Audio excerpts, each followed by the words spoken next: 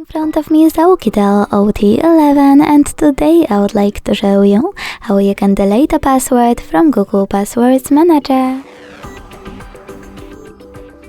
Begin by opening Settings and scrolling down to Access, Passwords and Accounts.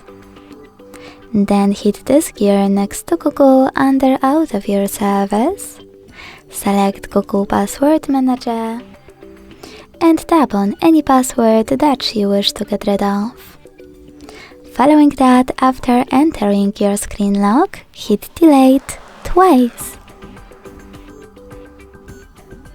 Thanks so much for watching. If you enjoyed this video, leave a like, comment and subscribe. Bye!